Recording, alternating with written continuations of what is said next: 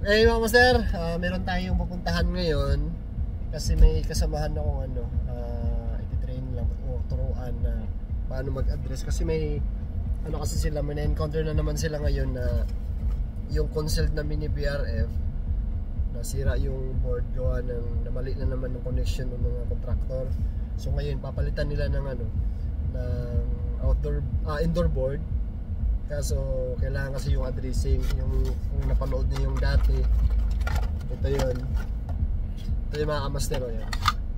So puntahan natin kasi i-address natin kasi hindi mapa-under yun eh. Kung papalitan lang nila ng board na wala ito, na hindi natin ma-address, na wala yung adapter na to, hindi gagana yung unit. So papunta tayo ngayon. I-train na rin natin kung paano gumamit ito. Let's go!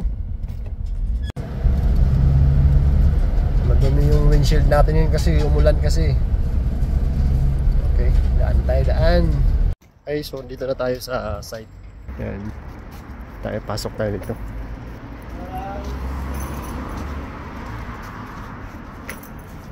Okay, so patanggalin natin yung lumang board na sunog. Kasi malamang mali na naman yung connection nila sa communication wire. So ito pa yung bago.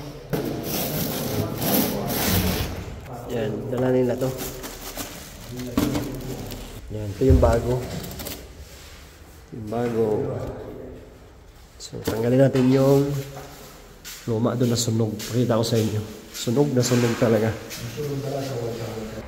Okay, so ito yung luma mga kamaster. Yan. Kita nyo yan ang itim. Sunog talaga siya. Grabe yung pagkasunog na to. Sunog na sunog. So wala, palit talaga ng bago. Yan. Aywa, face sticker na. So iso na balitalin. So yun, nakuha natin ng picture yung doon sa may sticker kasi doon tayo mag-base doon sa pag mag-address na tayo. Yung mga dip switch, yung adjust niya, setting. Hada also Hada is SW1 sa. Hada is W1 kulo 0. Kalas, mabi hada sawi, okay? Hada is W2 0100. SW2 Hada number 2 on.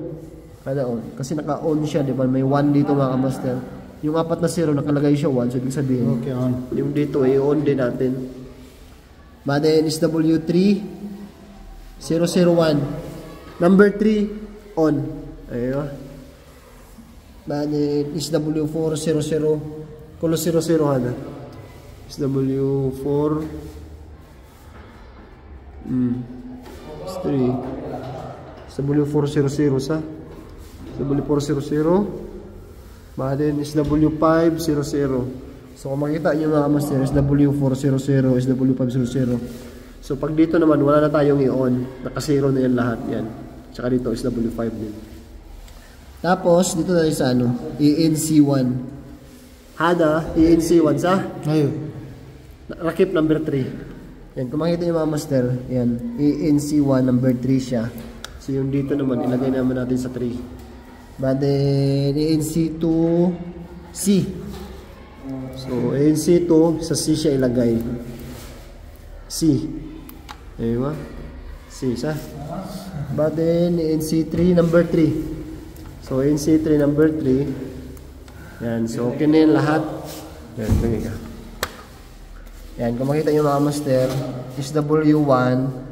Lahat lang nakababa siya kasi 0 lang dito eh. Is W2 naka 1 yung pangalawang 0. So itong number 2 i-on natin. Tapos itong is W3 yung pangatlong 0 naka 1 siya. So iangat natin itong number 3. On natin. Tapos 00 na yan lahat. Yung dip switch na switch 4, switch 540 siya. So hindi na natin, wala tayong i-on dito. So, sa ANC1 naman, ito yung ANC1. Ito yung number 3. So, nilagay natin sa number 3. ANC2, lagay sa C. So ito naman lagay sa ANC ito. ANC 3, lagay sa 3, lagay sa 3. So goods na yan. After natin maano, ikabit natin dito. Ay wakalas, rakip na. Yan, ikabit natin dito sa board na yan. Yan, may block yan eh. So ikabit na natin sa indoor. Okay, kabit. Rakip na. Okay, kabit na natin.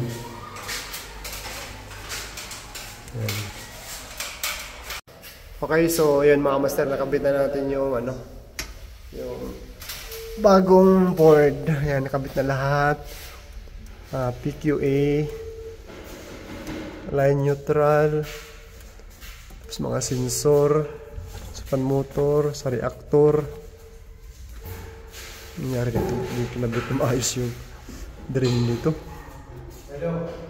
So yan, i-on na natin. Kalas, sawis yung call? Kara ba? Call ka na ba? So yun na natin. Yan, may supply na siya ngayon. Power supply, nakita nyo yun. May lead na siya umilaw.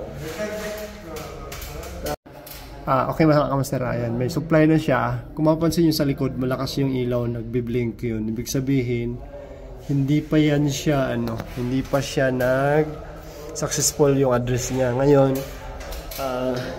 yan, kung makita nyo ito mga kamaster, yung adapter natin, yan, puro guhit lang siya, di ba? Ngayon, ang gagawin muna natin, i-press natin tong button. Yan. Pag na-press natin ito, may makikita kayong BB mamaya. Press natin. Yan. So, tumunog na siya. Yan, makita nyo BB. Pagka ganito mga master, ibig sabihin, successful na yung yung address niya. Goods na yan. I-on na natin sa... Okay, so... I-on natin. Yan. On natin. Makita nyo. May ilaw na siya. So, hintayin na lang natin na aandar yung indoor unit. Okay, so makikita yung blink niya mga kamaster yan. Hindi na siya mabilis. Yan, yung normal na. Ibig sabihin, na-address na to. Na-address na siya, nag-successful na siya. Hintayin na natin na aandar yung indoor unit. Hintayin natin aandar yung indoor fan.